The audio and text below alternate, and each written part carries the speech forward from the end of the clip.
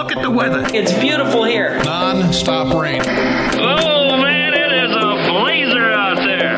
It's cold and it's shivery. It is cold. Really coming down here. I really enjoy your weather reports.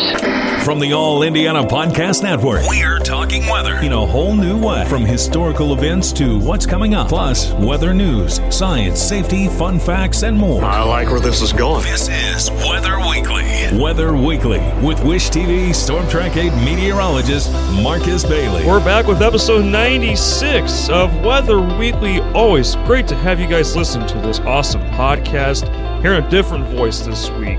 Storm Track 8 meteorologist Steven Diana here to fill in the reins for the great, the one and only Marcus Bailey. Marcus is a great guy. I really appreciate him placing his trust in me with this podcast.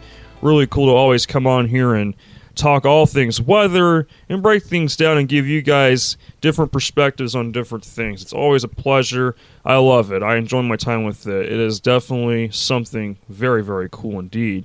Go ahead and break down some local stuff around here, what's been going on the last few days, and what we're tracking this upcoming weekend with the cold. Yeah, ouch. That's going to be something. And, of course, national headlines. There are a few national news to kind of talk about weather-wise, but first, recap to the weekend.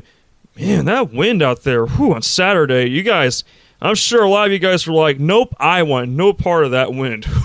Yeah, pretty crazy on Saturday. Bit of a cloudy day for much of the day, but the sun came out in the final hour or so of daylight. But I'll tell you what, we had some wicked wind gusts. South Bend recorded the highest wind gust statewide of 66 miles per hour. Other locations such as Frankfort and Kokomo picked up on some high wind gusts as well. So quite a windy day. At least those winds stuck around for only one day, but still, it's not fun at all. But we stayed on the mild side. Temperatures were still able to get into the mid-60s, despite the cloud cover, the wind, and some of those rain showers, too, that moved through. Sunday, flip of the coin, much nicer, much more brighter. It was pick-up leaves day for me and my dad. Or I shouldn't say pick-up leaves, more like mowing them and getting them into getting them bags. But, but yeah, kind of a flip of the coin kind of weekend. One day, pretty rough. Next day, much more tame. So, well, national headlines, though, weather-wise. Yeah, we got a little bit to talk about with this before we get into the meat and potatoes of this podcast. I want to quickly mention Tropical Storm Nicole.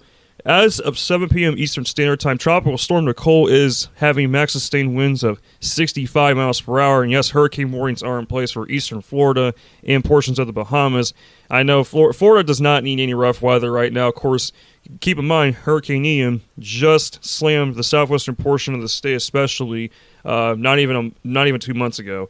And it looks like right now projected landfall is going to be more or less east of Lake Okeechobee as a hurricane. So hopefully those folks are getting prepared, and there are some mandatory evacuations as well. Then the system's going to pretty much churn northeastward really quickly towards the New England region in a hurry. So that's what's going on with Tropical Storm Nicole, of course. So you can get tropical systems in November, although it's not part of the peak time frame of hurricane season.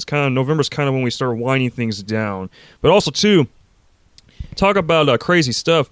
How about North Texas and Southeast Oklahoma? My goodness, last Friday on November 4th, we had a tornado outbreak impact Northeast Texas, Southeast Oklahoma, portions of Arkansas, and even portions of Louisiana as well. Really terrible stuff. I'll tell you this, it was not good at all. Storm Prediction Center had upgraded to a level 4 to 5 moderate risk. That is the second highest risk level you can get for a severe weather threat. Just means basically the confidence is high that there is potential for widespread severe weather, and basically you had lots of shear, enough moisture. The cold front didn't advance fast, so you had time for supercells to form, and they did a number for sure, unfortunately. Right now, it looks like over a dozen tornadoes have been confirmed. I can't give a specific number because surveys are ongoing. I will say this, though. It's been confirmed earlier today as I'm recording here on the night of Tuesday, November 8th. We officially have one EF4 tornado that basically started near Bogota, Texas to northeast of Eagletown, Oklahoma. This did impact portions of Clarksville, Texas, Idabel, Oklahoma, and near Broken Bow. This tornado, unfortunately, had killed one person. It was on the ground for almost 60 miles. 60 miles, and it was 2,000 yards wide. That is close to a mile and a quarter. That is very big. Really just sad stuff, and also other tornadoes have been upgraded as well. Earlier today, I remember seeing like the new Boston tornado in Cason, Texas was both EF2. Now it's up to EF3, and some of these tornadoes were pretty big. I see notes as well of there was another fatality with the Cason tornado as well, and also another one in Oklahoma. So we had a couple fatalities, unfortunately, from this event. Of course, offering our prayers. Those folks down there, they're going to need a lot of help. It's just sad to see, of course, with this, and I'm going to be eager to see what the finalized report on some of these tornadoes are, because some of the photos I was seeing are just simply heartbreaking. Some of these homes were completely taken off the foundation and destroyed, and for, of course, those who know a little bit about the weather and how things are rated and whatnot with tornadoes and such, you would think, oh, it sounds like EF5. Well, you got to, of course, know if the home was anchored down properly, so there's going to be additional surveys done with, or should I say, additional careful analysis of some of these tornadoes. But the tornado that basically, again, hit near Clarksville to Idabel, officially now EF4, winds of 170 miles per hour. And that's just, at that point, you're talking violent winds that are capable of producing incredible destruction, unfortunately. So hopefully they are getting all the assistance they can down there. They are going to need it, and I hope to see the area recover as best as it possibly can. A few notable statistics from this outbreak, folks, and definitely follow with me carefully here, because there's a lot to kind of go through. This outbreak had some notable statistics, unfortunately, with it as well. So first things first, it's the first November EF3, meaning the first EF3 tornado in November in the U.S. since 2016. That would have been the November 29th, 2016 outbreak. That tornado happened in Tennessee. This is also the first November EF3 in Texas since November 16th of 2015. That was the Pampa, Texas tornado. First November tornado death since 2018 with the Christiana, Tennessee EF2. I want to say I was a part of the November 30th outbreak that year as well. First November tornado death in Oklahoma since the Moore F3 since 1973. Also, it is the first November tornado fatality in Texas since 2004. Now, another bewildering statistic here. This is the first EF4, should I say the EF4 tornado, which tracked from Red River County, Texas to McCurtain County, Oklahoma. The Idabel tornado was the first EF4 in the National Weather Service Shreveport's County Warren area. Of course, different National Weather Service offices, they have a set jurisdiction with a set of counties, basically, in their area. So, like, Indy, for instance, ours stretches from basically state line to state line, from both state lines, basically, east to west. But from north to south, it goes from roughly as far north as Kokomo down towards roughly Bedford. So that's kind of our area, for instance. But the first EF4 in the NWS Shreveport CWA since November 29th, 2010, that happened near Atlanta in Wynn Parish, Louisiana, not Atlanta, Georgia. And the first Oklahoma EF4 since May 9th of 2016. That was 6 years ago. I mean, Oklahoma is no stranger to EF4, EF5 tornadoes, of course, as well.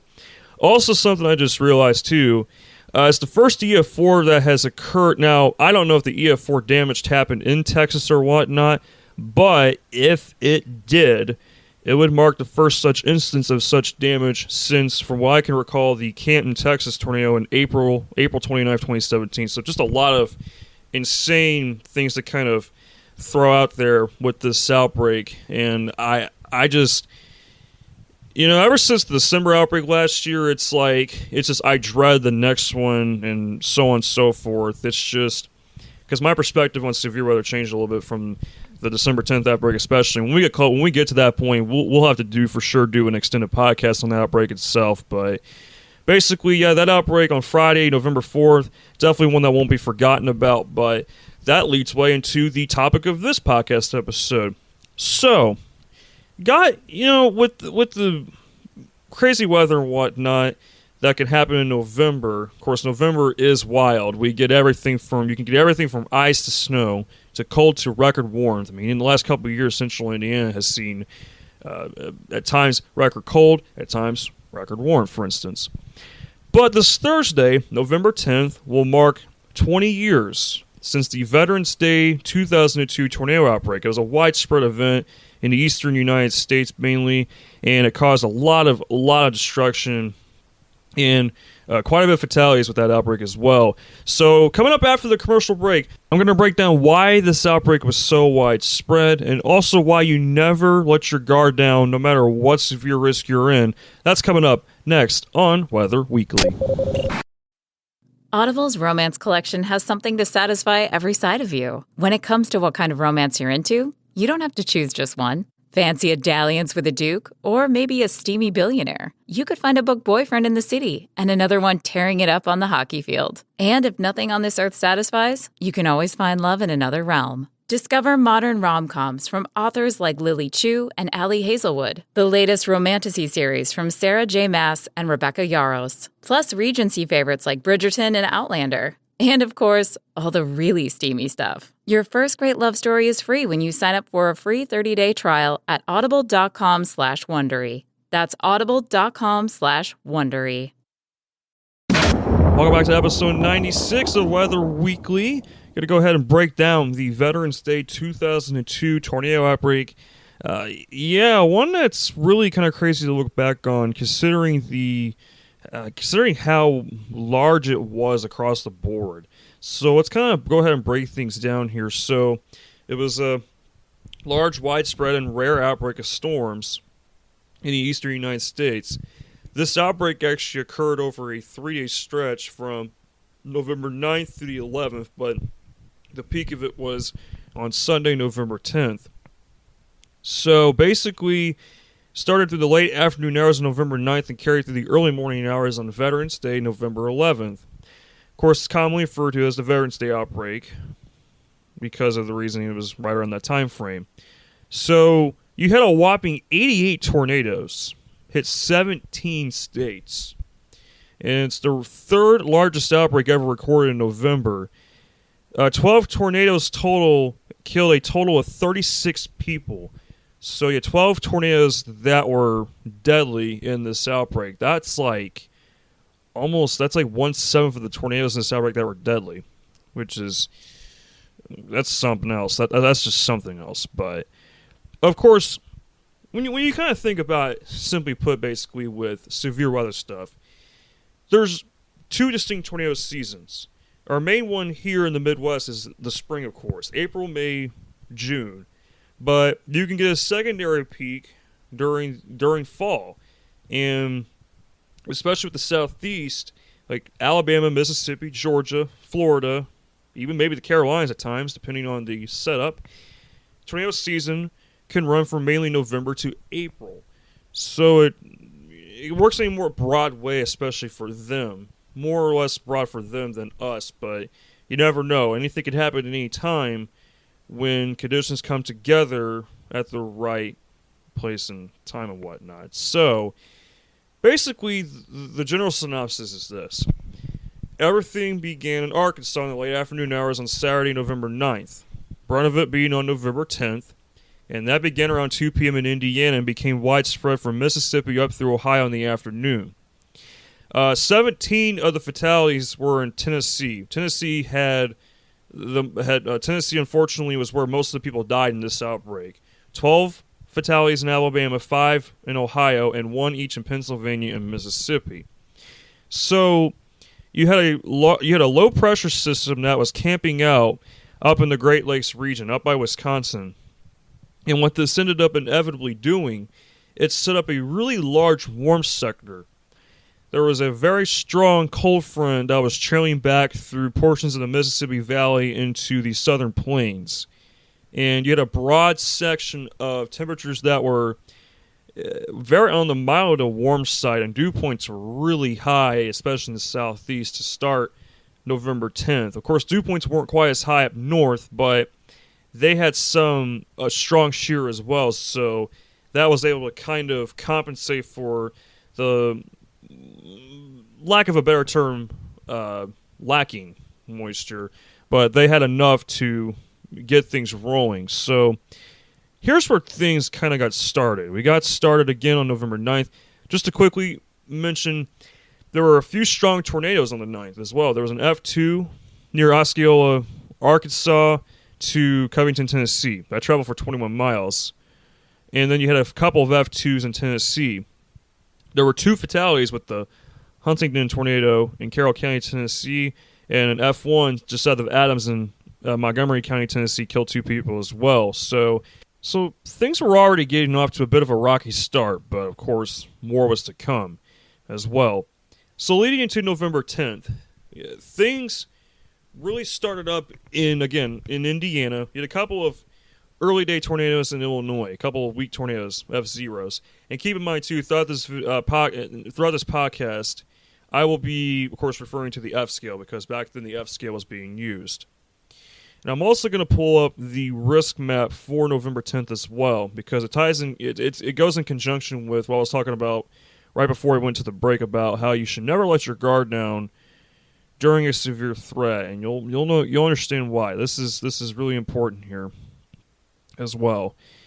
So in Indiana, you had an F1 near Hartford City, and then a weak tornado near Bluffton. But then things got ramped up in a hurry. You had an F3, which is an intense tornado near the community of Bern in Adams County. Path length of 5 miles. Several well-built Amish homes and barns were severely damaged on the path. A mobile home was destroyed as well. So that leads way into what would become probably basically the most notable tornado of the outbreak. Definitely the most violent tornado of the outbreak, Van Wert. So as we got closer to 3 p.m., of course, the cell that was moving into Ohio really matured further and ended up dropping a very powerful tornado just east of the Indiana-Ohio state line in far southwestern Van Wert County. So as I'm also, of course, like I said, I'm pulling up the Storm Prediction Center map here. The internet's being a little slow, but we'll get to that as it loads up. So basically, this tornado eventually would go on to strike the northwest side of Van Wert. It became large very quickly. And also, too, I'm going to also talk about a story with this tornado. There's a couple really just incredible stories of this outbreak, survivor stories, that were just, that still put me in shock and awe to this day, especially the Van Wert tornado. So early on when the tornado first started, there were spotters, of course, that were seeing this tornado. And the Van Wert County Emergency of Operations Director, Rick McCoy, was getting these reports of a tornado on the ground. And so he consistently sounded the sirens for almost half an hour. And the lead time for these tornado warnings were long, and that's a great thing because the more lead time, the better.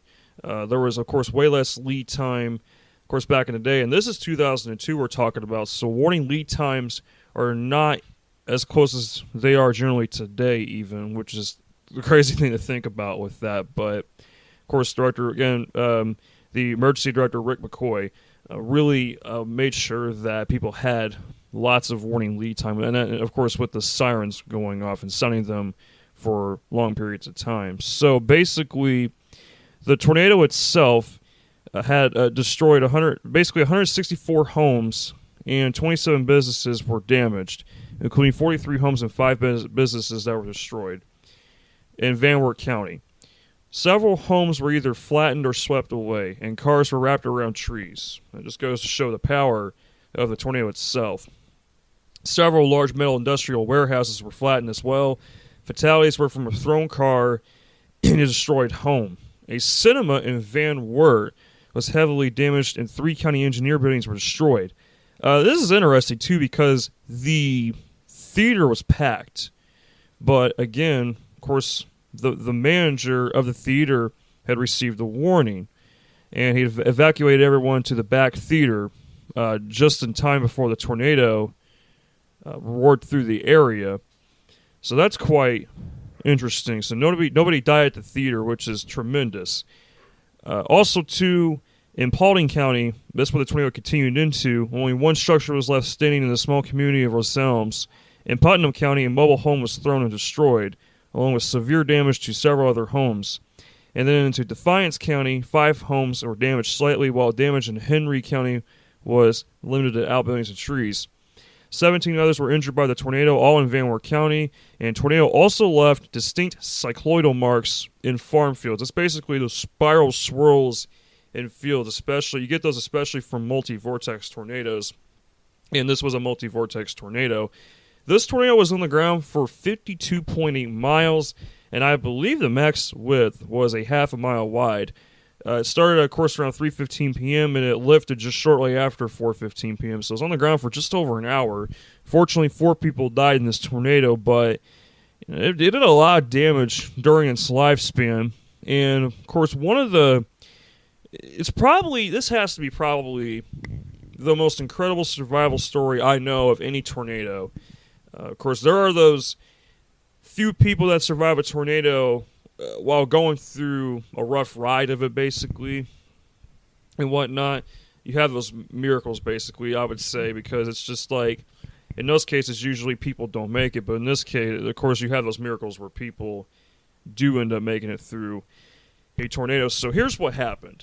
As the tornado was basically churning up towards Van Wert and whatnot, there was, of course, and by the way, if you want to know even more about this overall scenario as well, Storm Stories has an episode on this outbreak. There's 2 different episodes, actually, about this overall outbreak. One's geared towards the Van Wert tornado. The other is geared towards the other tornadoes I'll talk about later in eastern Tennessee. But this one for Van Wert, it's entitled Deafening Silence. It's on YouTube. It's quite the watch. Of course, you had a family that had just got their home together and whatnot, and also their neighbor had lived a half mile down the road. His name was Jim Foster. Now, Jim, of course, eventually ended up hearing the sirens, and his neighbors, they had basically didn't feel like something was right. Of course, they heard the sirens too, and they couldn't quite see it at the time, or should I say, they couldn't quite tell at the time that basically the wall of gray they were looking at was the tornado itself. It was just that big. Of course, there was like different tree lines and whatnot in the area, and the tornado was just really kind of swallowing the entire area, basically. But Jim Foster eventually realized that was the tornado, and it was just, again, it was a big one. So he had a log cabin house.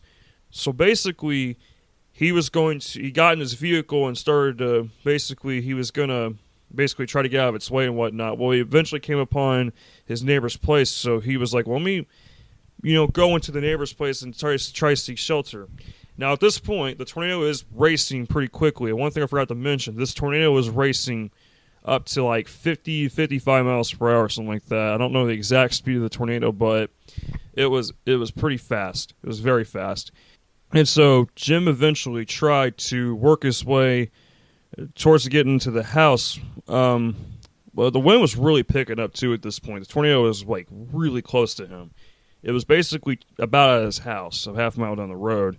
Tried to open the garage door, it jammed, so he tried to go to the front door to knock. He yelled and yelled. His neighbors had already taken cover under a stairwell in the basement, so they couldn't hear him because the winds were howling outside, and basically he could see his log cabin being basically dismantled by the tornado, and it is on a collision course towards the house. So basically, he had run out of options at this point. He was kind of like, well, do I get back in the car and keep trying to drive away? But this next part just, oh man.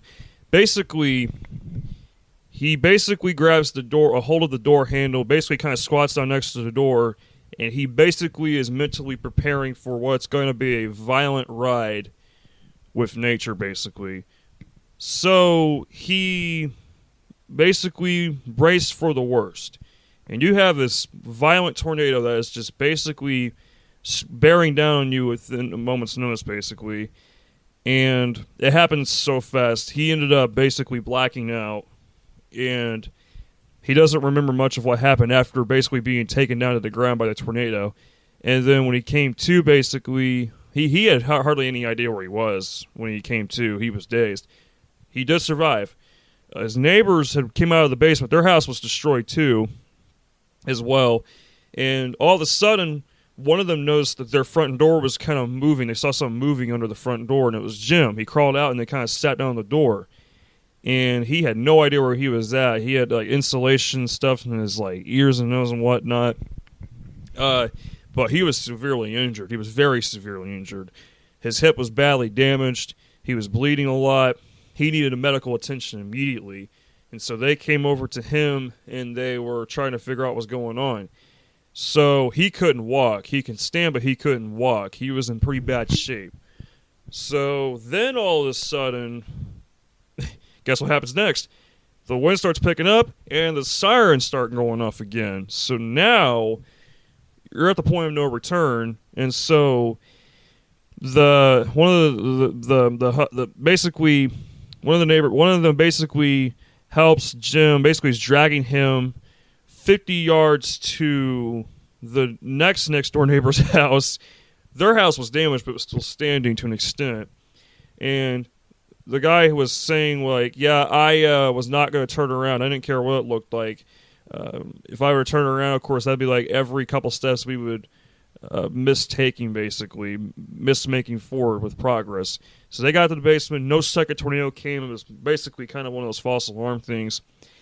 But Jim Foster made a full recovery. And usually when you're at the mercy of a tornado like that, your chance of survival is basically about zero. I mean, you can't survive a tornado like that above ground. I mean, you got winds in excess of, at the time, an F4 had sustained winds of 207 to 260 miles per hour. Of course, those winds now are in the threshold of EF5, of course, but still, winds like that, you can't really survive above ground. But gotta thank God that Jim, for Jim staying alive there through all of that. That's just incredible to think about. I remember when I watched the episode for the first time, I thought, what? Wow, he actually survived that. What? It was not registering to me at first when I saw that, but the Van Wert tornado, though very powerful, was the strongest of the day. But of course, that wasn't the only tornado that really did a lot of damage. So that leads way kind of into the cluster that went into northern Ohio, and then we'll kind of work our way down south. So into northern Ohio, there were several intense tornadoes as well, or should I say several significant tornadoes, basically going into 4, 5, 6 p.m. Eastern Standard Time. So you had an F3 near Bell Fountain through Logan and Union counties. 2 semi-trailers were damaged along with the roof of a shed in Logan County. In Union County, 4 houses were destroyed and 9 others were damaged. A metal high-tension truss tower was toppled, and 2 people were injured on the ground for 9 miles. Had an F2 near Fostoria through Hancock and Seneca counties.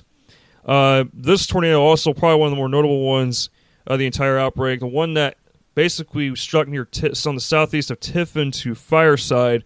This tornado killed 1 person. It was on the ground for 21 miles. Strong tornado touched down near Tiffin and moved into the town, resulting in major damage, especially in the Honey Creek subdivision. 8 homes in the city were destroyed, 5 were heavily damaged, and 25 others sustained lesser damage. Retirement community was also impacted, and a business near Ohio State Route 231 was leveled. Near Republic, 1 person was killed when a house was swept off its foundation, and other nearby houses were completely destroyed as well. Seneca County had a total of 32 homes and businesses that were destroyed and nearly 80 others damaged by the tornado. Of course, this tornado also left cyclonal marks in farm fields, and 2 people were injured. But yeah, quite a bit of significant damage. Other tornadoes through communities such as Millbury. Millbury had an EF4 tornado back in June, on the night of June 5th, 2010, and there are some hints that tornado could have been an EF5. It was a very violent tornado. That tornado was deadly too. Just as an interesting note about that.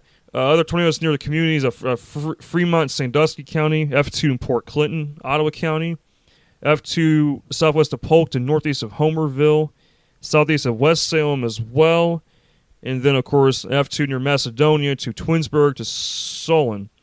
and Summit and Cuyahoga counties. So you had several tornadoes, destructive tornadoes, that kind of raced through northern Ohio. So it didn't stop there with Van Wert, of course. It spread it eastward with those cluster of storms, and you had an F1 in Cochraton, Pennsylvania.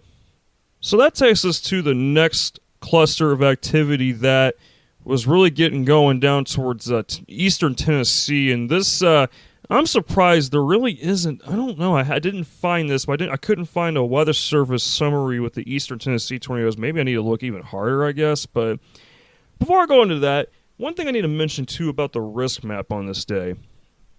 So, the risk map early on that Sunday, there was a high risk of severe weather from northern Kentucky, basically through much of Kentucky, through most of Tennessee, into northern Alabama, Mississippi. There was a moderate risk that slid into the south-central part of Ohio, up just north of Dayton through southeastern Indiana, and cut it through part of the Appalachian Mountains to northern Georgia into southern Alabama and Mississippi.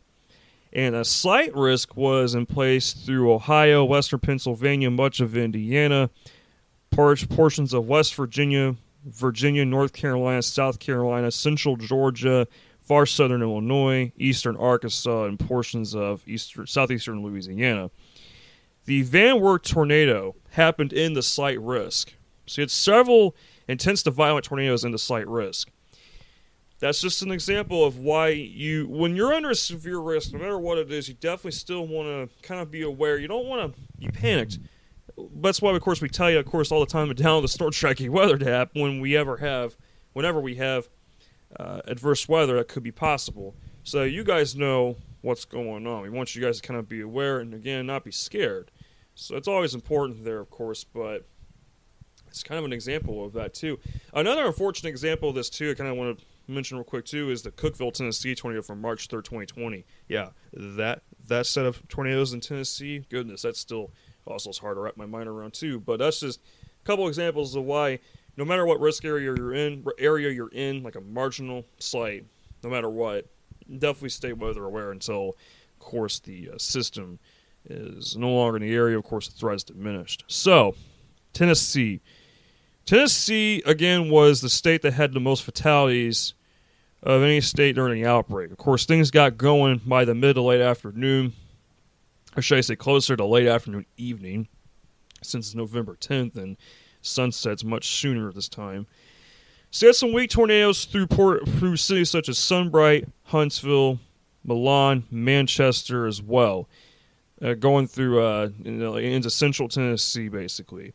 You had an F2 near Shelbyville and Bedford and Coffee counties. 5 homes and a mobile home were destroyed and 6 homes were damaged. A TVA tower was also toppled and 3 injuries were recorded. So the second tornado, there were 2. So basically Manchester, for instance, the city of Manchester, for instance, that city is in Coffee County, Tennessee, in central Tennessee. There was an F1. And then about an hour and 10 minutes later, a second and stronger tornado touched down, which was of F2 strength. This tornado killed 2 people. Worst damage occurred in the New Union area, where a mobile home park was devastated. 24 homes and 9 mobile homes were destroyed, while 51 homes, 5 mobile homes, and 14 outbuildings were damaged. 2 tractor trailers were blown off of I-24. 1 fatality occurred in a mobile home, and another occurred in a frame home. So then you had a weak tornado near Crab Orchard in Cumberland County, and then comes the Mossy Grove tornado. Oh, goodness. So now that leads me to the other Storm Stories episode entitled Tornado Terror. It had to do with this tornado specifically. So with Mossy Grove, they hadn't implemented a warning system up to that point of November 10th, 2002. And old-timers of the community thought that they were basically never going to get hit by a tornado. They thought it was basically unlikely for it to happen because of the community kind of sitting in a valley. Well, tornadoes have known to traverse valleys, of course, in the past. And so, Mossy Grove was basically one of the cities hardest hit by the tornadoes in eastern Tennessee. And so some of the residents that basically kind of told their story on Storm Stories,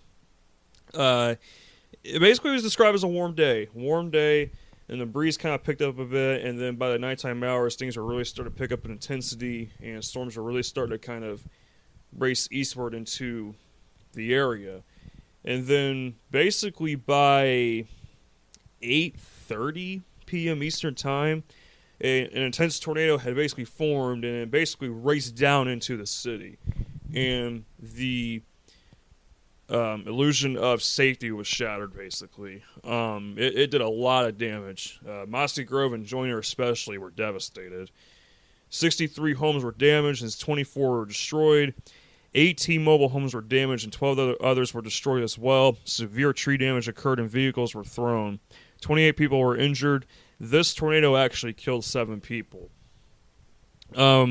One of the stories in the Storm Stories episode itself, again, the episode's called Tornado Terror. Family was in a mobile home, and they had basically went to a funeral that morning. So it was kind of not a great start to the day, of course, obviously, because funeral, of course, is sad. But they eventually realized that the mom had went outside for a second, and she said the wind was kind of different. She said the rain and the wind were kind of crisscrossing each other. And it was at that moment she realized the tornado was basically right there, and they had to hurry in the bathroom in a mobile home. Of course, mobile homes are not safe in a tornado. They're not anchored. They're basically placed there with basically no real foundation. So, at first they kind of thought, all right, well, with it kind of building up in intensity and the mobile home shaking and whatnot, the roof starting to kind of come off. I guess from what my thinking is, they were thinking, it's going to blow over. Of course, we'll be fine. All of a sudden, the entire place just exploded, and they were tossed out of the mobile home in different directions. They all survived, but they were spread in different directions. The kids went in one direction, the mom and the dad went in another direction. And both the parents, they really couldn't get up, especially the husband. His neck, I think, he said he had a neck issue from it, and he couldn't really lift his head up and whatnot. And eventually neighbors were coming by, and they eventually helped them up, and they still have no idea where the kids were. They were thinking they were possibly been killed, but again, they did not die. They all survived, thankfully. But they were taken to a damaged home with no roof, and then they can hear the siren again. Here goes the thing of, oh gosh, the sirens are going off again, and they're thinking, oh my God, we're dead. I mean, this home is not completely put together. This house is damaged, but again, another tornado never came, thankfully. But the city was completely it was like a war zone out there. It really changed their lives forever, of course, and just insane. That episode, both of those episodes are really intense, so definitely worthwhile watches, that's for sure, of those. Yet other intense tornadoes, by the way, this tornado was on the ground for only 8.3 miles, but in that shorter amount of time, the tornado caused a lot of destruction. So you had other F2s located in cities such as Lake City and Spencer, in Anderson and Van Buren counties, respectively. These were short-lived, but did a lot of damage as well. You had two tornadoes as well that basically hit portions of Crossville, Tennessee, and Cumberland County. An F0 occurred around that would be around 10 o'clock. This list here is in Central Time, so on the cuff of doing the time conversion, of course, this is in military time. So this would be closer to 9-10 p.m. and whatnot. Weak tornado, short-lived tornado, then a second, much more intense tornado rated F3 would track 12.2 miles an hour later. 4 people were killed in this tornado, and all fatalities occurred in mobile homes. 33 homes and mobile homes were destroyed. 128 others were damaged. 1 public building was also damaged. Many trees were snapped and uprooted, and power lines were downed as well. So Tennessee rocked very, very hard, especially eastern Tennessee.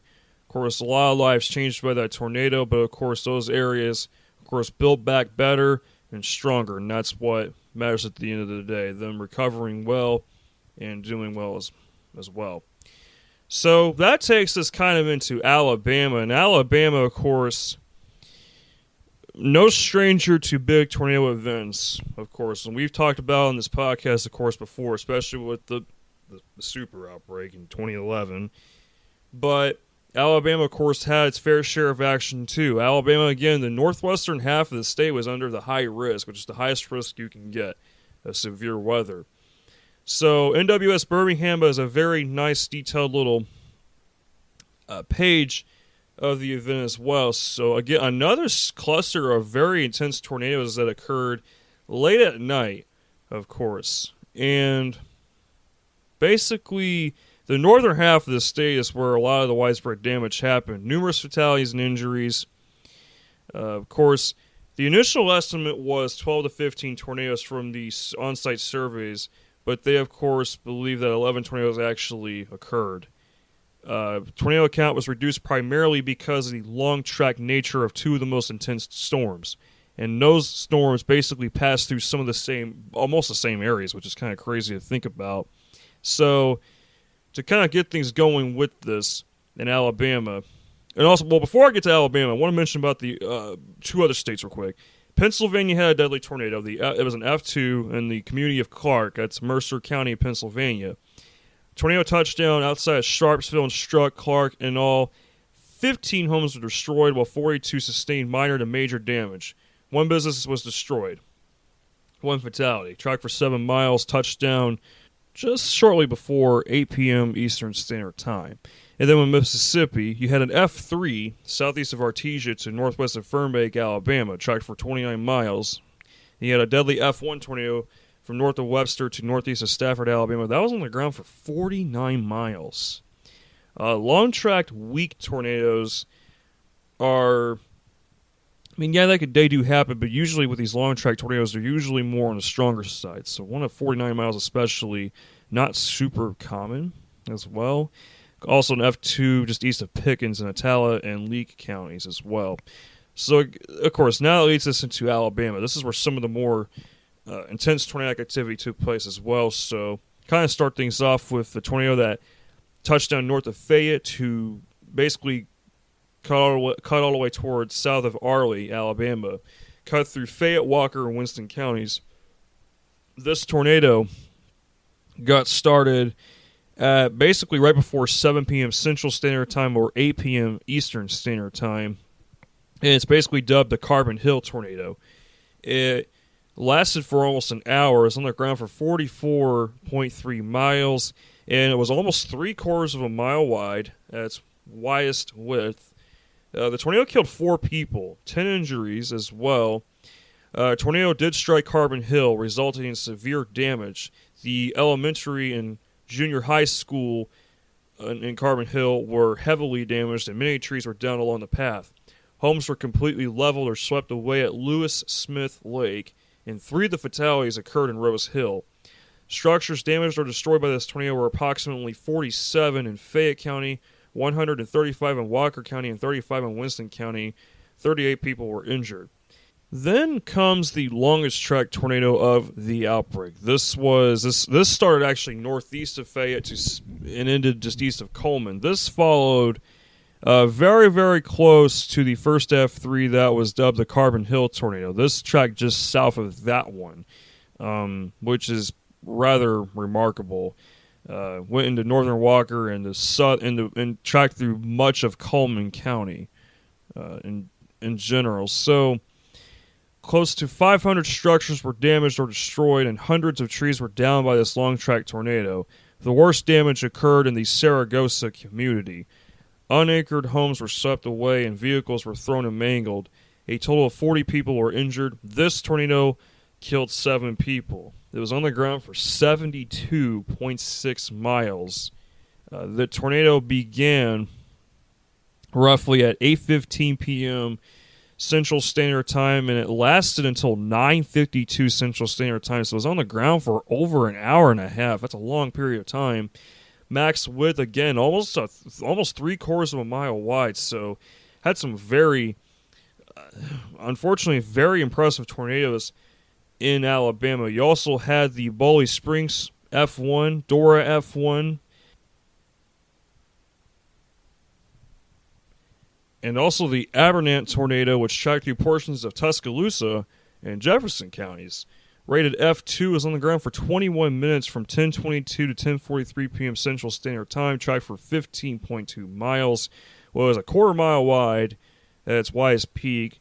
You also had the Center tornado in Cherokee County, which was an F2. That tracked for 10.5 miles, lasted for 12 minutes, just before midnight Central Standard Time. So Alabama had its fair share of destructive tornadic activity as well. So a lot of states, unfortunately, having to deal with nature's wrath on a Sunday, and it was quite something. Just lots of chaos across on a wide scale, I should say. There was also other weak tornadoes in Kentucky, Louisiana, and into early November 11th, you had looks like 6 weak tornadoes in South Carolina, and also an F0 in Georgia as well. So, yeah, I mean, it's just remarkable how widespread this outbreak was. But when you get a system like that just brings about a big section of warm, moist air, and you already have strong winds aloft, you got a recipe for big problems. And it needs to be mentioned, too, in the fall, the winds aloft are just generally stronger because the polar jet stream is making that transition more southward. It's bringing in that colder air. It's basically the dividing line between warm and cold air, basically. So, of course, with the polar jet stream, the winds are usually strong aloft, and in turn, that strengthens the winds below it. So once you get that rolling, your chances of a significant outbreak of severe weather are going to go up a lot, and that is the unfortunate example that played out here on especially November 10th. Now, one interesting thing that also needs to be mentioned about the lead times of especially the northwestern Ohio, the Van Wert tornado itself, and just in Ohio in general, this tornado outbreak was particularly noted because of the long lead times on all the tornadoes. Especially Van Wert, because of, I saw some notes on like the lead times were like up to 40 minutes even, which is remarkable for 2002. That's not it wasn't common back then to get lead times that long, I would say, just because of how different things were back then even. And it's just crazy to think how much we've progressed in the last 20 years. But there's always something better that can be done too. But I think we've made quite a lot of great progress as well. However, it needs to be noted that there was a slight dispute because the northern tornadoes, such as Van Wert, occurred in severe thunderstorm watch boxes. Now, that could be a little bit misconstrued with the general public because a severe thunderstorm watch curtails mostly to storms that are capable of producing severe gusts and large hail. Not necessarily like, there's conditions favorable for producing tornadic activity. Of course, that's what tornado watches. So there could definitely be a little bit of some confusion with that because you start seeing a bunch of tornado warnings in a severe thunderstorm watch, and you start thinking, wait a minute, they weren't really saying that it was going to be more or less this. So I think what's really key, too, with that is the fact that with severe thunderstorm watches these days, how I see it in the graphic itself, it'll say, like, the main points of the watch, like, the wind gusts of up to this much, hail up to this size expected, and frequent lightning. At times, though, they'll put in there a couple tornadoes possible, because with severe thunderstorm watches, there can be, obviously, tornadoes. It's not like it's a severe thunderstorm watch, tornadoes can't happen in that kind of watch. No, you want to be prepared for anything. That's why you always want to have a severe weather ready plan for anything in general. So it's kind of key to kind of remember that, too. Also, too, this outbreak was exceptional because of its extremely long duration. It lasted, again, for, like, practically almost 2 days. And large spatial effects and the large number and intensity of tornadoes. It is one of the most productive fall tornado events in recorded history. The 2002 tornado season was the slowest tornado season for the U.S. has seen since 1988. The year was on track to have only 1/4 of the national average of tornadoes per year, but due to the sudden outbreaks of tornadoes between November 5th and December 18th of 2002, it became one of the most active fall seasons in U.S. history. And that kind of goes back to the whole thing of, one trend only lasts so long before you kind of flip the page and basically flip the switch and you get in more active stuff. And that's just kind of how things roll. Like how the weather is around here, as I'll, of course, mention here in just a moment in a little bit, I should say, with the extended forecast here in the local area. But yeah, this one was pretty rough. Yeah, just a crazy day.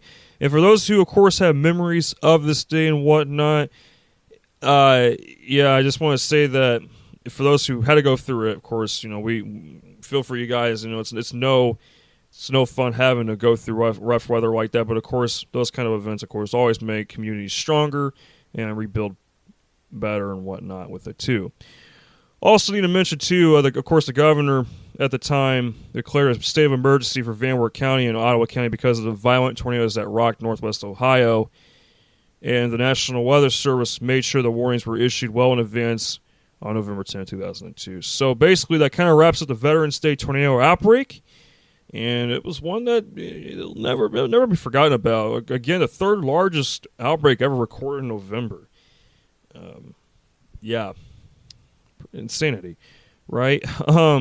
But coming up after the break, going to go ahead and break down the extended local forecast and the cold ass coming up this weekend here on Weather Weekly.